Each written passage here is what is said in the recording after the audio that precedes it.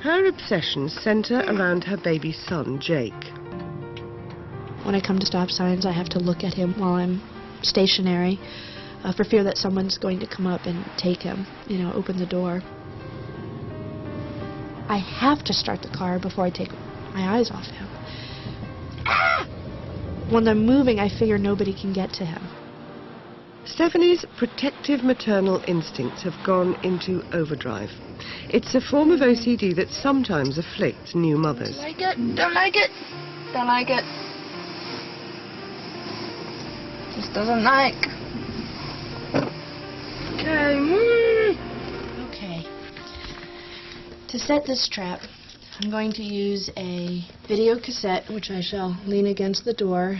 Then I'm going to take this pen and line it up along the green rectangle.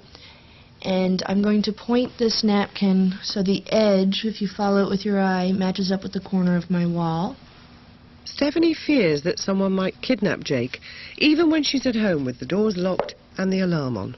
I'm not sure if somebody might have gotten in the house while I wasn't here, so I'll set a trap. I will set things up at a certain angle that if they're moved, I'll know it. It's so pathetic.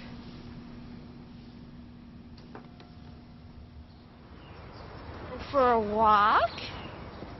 Stephanie knows her thoughts are irrational, but they're beyond her control. Protecting Jake from every conceivable danger makes life hard. Okay, get your stick.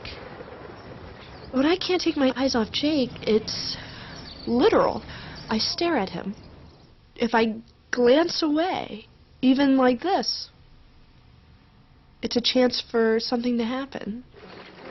He has to be in front of me so that I can see him the entire time, so that if somebody walks by, I know that they aren't going to bump him, spit on him, grab him, touch him, inject him with something, whatever. Take him. Like many people with obsessive-compulsive disorder, Stephanie also has a fear of contamination. She avoids litter or spots on the pavement in case the wheels of the buggy touch something deadly. Passers-by pose a double threat. They could kidnap Jake or contaminate him. Just need to make sure nobody was near him. Cigarette?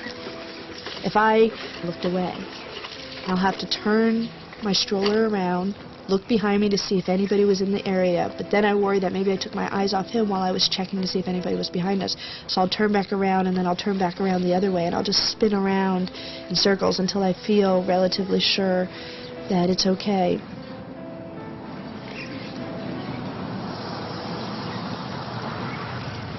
Sometimes it's hard for me to go for a walk because I can never get home, because I'm constantly having to turn around and go the other way because there's somebody coming. If somebody's walking towards me, then I get frantic. No, that's... please keep him on a leash. And it's a fear of never knowing if he was contaminated. It's like I'll never know if that person who walked by touched him. And that will eat away at me. Before Jake was born, Stephanie was diagnosed as having OCD.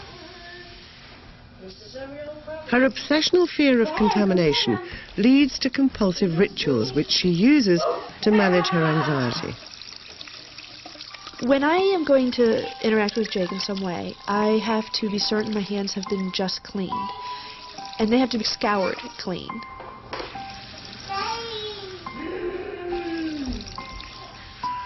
The urge to perform these compulsions is so strong that in this half hour Stephanie washed her hands 22 times.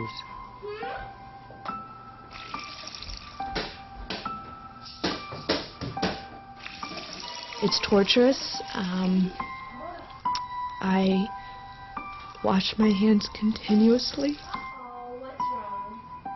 I know I try to stop myself, but it's almost like my feet begin moving for the sink, and I'm trying to tell myself not to do it, but I'm desperate and I have to. And the washing ritual is complex and has to be performed absolutely correctly 3 times. I have to lather up my hands completely, drawing my fingers through my other hand. The water has to be as hot as it can be. I start with my forefinger and scrape under my left thumb, and then I switch to my thumbnail and go to my forefinger, the middle finger, ring finger, and then I get to the pinky and I switch to this hand. Go back and forth several times, and that just gets the first layer of contamination off, because I still feel, since I scraped under my nails, that it's somewhere on me.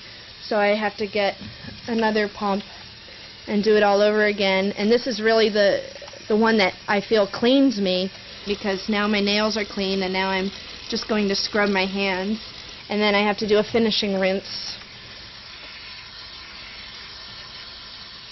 This is the part that's hard, because the water's really hot, burning, but sometimes I keep my hands under there just to feel better. And then I get my towel, and I will be careful not to touch the garbage when I put this in, so I have to